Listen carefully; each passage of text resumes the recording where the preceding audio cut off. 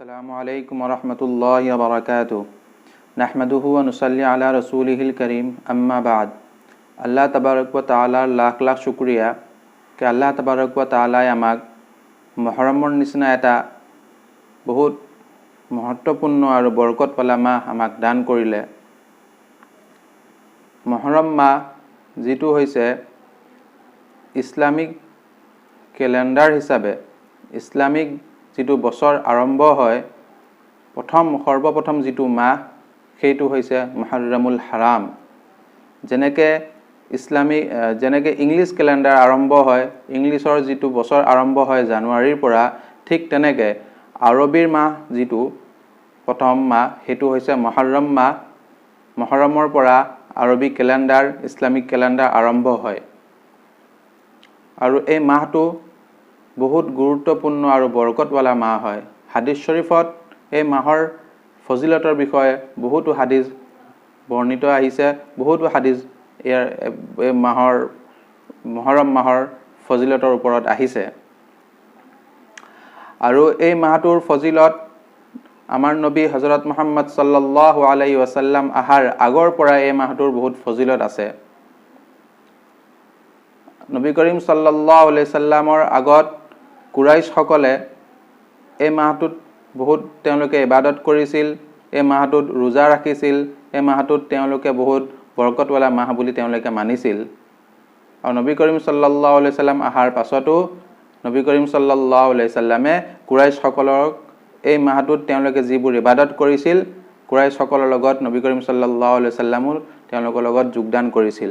কাৰণ কুৰাইশ সকলে ইব্ৰাহিম আলাইহিস সালামৰ যিখন শৰীয়ত ইব্ৰাহিম আলাইহিস সালামৰ যিবোৰ নিয়ম নীতি আছিল সেই নিয়ম নীতিবোৰ তেওঁলোকে মানিছিল।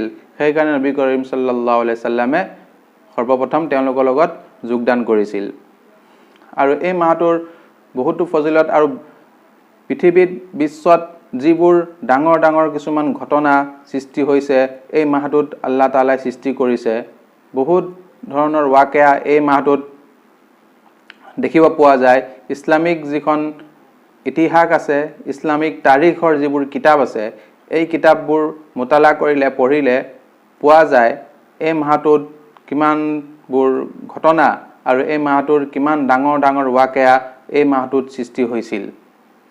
যেনেকে আল্লাহ তাবাৰক ওয়া তাআলাই হযৰত আদম আলাইহিস সালামক এই মাহতেই আল্লাহ তাআলাই পয়দা কৰিছিল আৰু আদম আলাইহিস সালামে যেতিয়া বেহেস্তৰ পৰা ওলাই আহিছিল আল্লাহৰ ওচৰত তওবা কৰিছিল। বেহেস্তৰ পৰা ওলোৱাৰ পিছত এই মাহটোতে আল্লাহ তাআলাই আদম আলাইহিস সালামৰ তওবা কবুল কৰিছিল। ঠিক তেনেকে মুসা আলাইহিস সালামক আল্লাহ তাআলাই ফেৰাউনৰ পৰা নাজাত দিছিল এই মাহতেই।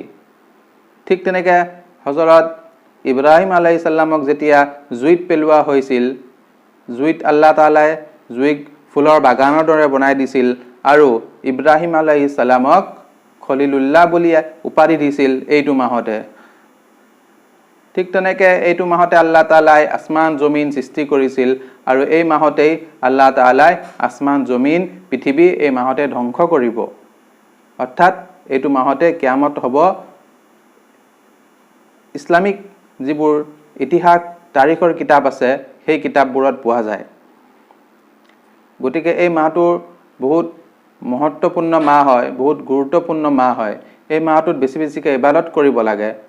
নবী কৰিম সাল্লাল্লাহু আলাইহি সাল্লামে এই মাহটোত रोजा ৰাখিছিল বেছিকৈ আৰু সাহাবাসকলকো তাকিদ কৰিছিল रोजा ৰাখিবৰ কাৰণে। এই মাহটোৰ এটা দিন আছে যিটোক আশুৰা দিন বুলি কোৱা হয়। অৰ্থাৎ এই মাহৰ মুহৰম মাহৰ 10 তাৰিখটো হৈছে ইয়াউমে আশুৰা, আশুৰা দিন বুলি কোৱা হয়। এই দিনটোত যিটো रोजा এই रोजाটো আগতে ফৰজৰ নিচিনা আছিল। নবী কৰিম সাল্লাল্লাহু আলাইহি সাল্লামে বহুত সাহাবাসকলক তাকিদ কৰিছিল रोजा ৰাখিব বুলি আৰু নবী কৰিম সাল্লাল্লাহু আলাইহি সাল্লামে নিজেও रोजा ৰাখিছিল। 10 তাৰিখত নবী কৰিম সাল্লাল্লাহু আলাইহি সাল্লামে ৰাতিপুৱা সাহাবাসকলক কৈছিল যে তোমালোকে যোৱা আৰু গৈ যিবোৰ সাহাবা ঘৰত আছে তেওঁলোকক কবা যে তেওঁলোকে যাতে একো নাখায় আৰু रोजा ৰাখে আৰু যদি কোনোবাই খাই দিছে তেওঁলোকক কবা যে ইফতাৰলৈকে তেওঁলোকে যাতে একো নাখায় रोजाদাৰৰ নিচিনা যাতে তেওঁলোকে থাকে। কিমান গুৰুত্ব দিছিল। যেতিয়া ৰমজানৰ ৰোজাটো ফৰজ হৈ গ'ল, আল্লাহ তাআলাই যেতিয়া ৰমজান মাহৰ ৰোজা ফৰজ কৰি দিলে, তেতিয়া মুহৰৰমৰ যিটো ৰোজা, এই ৰোজাটো ফৰজিয়তটো মনসুখ হৈ গ'ল, নফল হৈ গ'ল, কিন্তু ৰোজাটো আছে, কিন্তু ৰোজাটো ফৰজ নহয়, নফল হৈ গ'ল। যদিও নফল হৈছে, এইটো ৰোজা বহুত ফজিলত হয়, এই ৰোজাটোৰ বহুত বৰকত আছে। আৰু মুহৰৰম মাহটো ইছলামিক হিচাপে যেতিয়া বছৰৰ আৰম্ভণি হয়, গতিকে এই মাহটোত যেতিয়া আমি বেছিকৈ ইবাদত কৰোঁ, আল্লাহৰ বন্দেগী কৰোঁ, আল্লাহৰ ওচৰত দোৱা কৰোঁ, যাতে এই মাহটোৰ উচিলাই আমাৰ গোটেই বছৰটো আল্লাহ তাআলাই আমালোকক বৰকতৱালা বছৰ বনাই দিয়ে, আমাৰ বিপদ আপদবোৰ দূৰ কৰি দিয়ে। সেইকাৰণে এই মাহটোত আমি বেছিকৈ ইবাদত কৰিব লাগে, আল্লাহৰ ওচৰত বেছিকৈ কান্দা কুটা কৰিব লাগে। এই মাহটোৰ বৰকতবোৰ আমি আল্লাহৰ পৰা বিচাৰিব লাগে। আৰু এই মাহটোৰ 10 তাৰিখৰ যিটো ৰোজা, এই ৰোজাটো পাৰিলে আমি 9, 10, 11 তিনিটা ৰোজা ৰাখিব লাগে, নহ'লে 9, 10 ৰাখিব লাগে, নহ'লে 10 আৰু 11 দুটা ৰোজা ৰাখিব লাগে। কাৰণ ইহুদীসকলেও এই মাহৰ 10 তাৰিখে ৰোজা ৰাখে।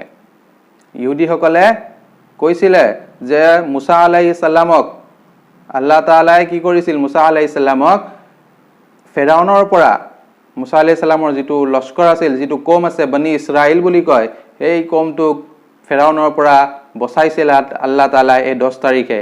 সেইকাৰণে ইহুদীসকলে এই 10 তাৰিখে কি কৰে, ৰোজা ৰাখে। গতিকে ইহুদীসকলে যেতিয়া এটা ৰোজা ৰাখে, সেইকাৰণে আমি তেওঁলোকৰ লগত যাতে আমাৰ নিমিলে, সেইকাৰণে আমি দুটা ৰোজা বা তিনিটা ৰোজা ৰাখিব লাগে। 9, 10, 11 বা 9, 10 ৰোজা ৰাখিব লাগে, নহ'লে 10, 11 এনেকৈ ৰোজা ৰাখিব লাগে।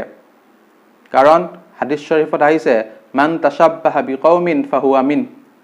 তোমালোকে যিটো কৌমৰ অনুসৰণ কৰিবা, যিটো কৌমৰ তোমালোকে নিয়ম হিচাপে চলিবা, সেই কৌমৰ তোমালোকক অন্তৰ্ভুক্ত কৰি দিয়া হ'ব।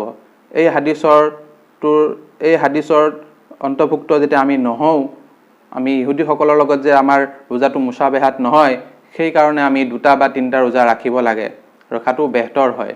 যদি কিবা অসুবিধাৰ কাৰণে যদি আপোনালোকে নোৱাৰে, অকল এটা ৰোজা 10 তাৰিখৰ ৰোজাটো ৰাখিলেও আপোনালোকে সওৱাবৰ অংশীদাৰ হ'ব। আৰু এই মাহটোত বহুত ধৰণৰ বিদআত কিছুমান এই মাহটোত তেওঁলোকে পালন কৰে, বহুতে দেখা যায়। আৰু বহুতে এই মাহটোক কয় যে এইটো মাহত যে কাৰবালাৰ যুদ্ধ হৈছিলে, হুছেইন শ্বহীদ হৈছিলে, এই মাহটোত আমি দুখ মনাব লাগে, এই মাহটোত আমি বেছি ফূৰ্তি কৰিব নালাগে, উলহ মালহে আমি থাকিব নালাগে। এইটো আচলতে মিছা কথা, এইবোৰ বেদাতি কথা হয়, এইবোৰৰ পৰা আমি বাচিব লাগে। আৰু বহুতে কয় মুহৰৰম মাহত বিয়া পাতাটো জায়েজ নাই, মুহৰৰম মাহত বিয়া পাতিব নালাগে। তেনেকুৱা কোনো কথা নহয়। মুহৰৰম মাহতো আপুনি বিয়া পাতিব পাৰিব, কাৰণ বিয়াটো এটা সওৱাবৰ কাম হয়, নিকাহ এইটো এটা সুন্নত হয়, বিয়াটো এটা বৰকতৰ, এইটো এটা ইবাদত হয় নিকাহটো। গতিকে যিটো মাহত বৰকত হয়, যিটো মাহ বৰকতৱালা মাহ হয়, সেইটো মাহত যেতিয়া আপুনি বৰকতৱালা কাম কৰে, তেতিয়াহ'লে সেইটো আৰু বেছি ফায়দা হয়। গতিকে মুহৰৰম মাহত বিয়া পাতিব নোৱাৰিব বুলি কোনো কথা নাই। এইটো মাহত বিয়া পাতিব পাৰিব, এইটো মাহত নিকাহ কৰিব পাৰিব, তাত কোনো বাধা নাই। কিছুমান বেদাতি মানুহে এইবোৰ কথা উলিয়ায়। গতিকে যিবোৰ বেয়া আছে, যিবোৰ বেয়া কাম আছে, বেদাত আছে, সেইবোৰৰ পৰা আমি বাচি, সেইবোৰৰ পৰা আমি আল্লাহৰ ওচৰত তওবা কৰি এই মাহটোত আমি বেছি আল্লাহৰ ইবাদত কৰিব লাগে, ৰোজা ৰাখিব লাগে। আৰু আল্লাহৰ ওচৰত আমি এই গোটেই বছৰটো যাতে আমাৰ ভালে যায়, সেইকাৰণে এই মাহটোত আমি বেছি আল্লাহৰ ওচৰত ইবাদত কৰি, আল্লাহৰ নাম গুণ গাই আল্লাহৰ ওচৰত আমি দোৱা কৰিব লাগে। আল্লাহ তাআলাই আমাক সকলোকে ইয়াৰ ওপৰত আমল কৰাৰ তৌফিক দান কৰক। ওয়া মা আলাইনা ইল্লাল বালাগ। আসসালামু আলাইকুম ওয়া ৰাহমাতুল্লাহি ওয়া বাৰাকাতুহু।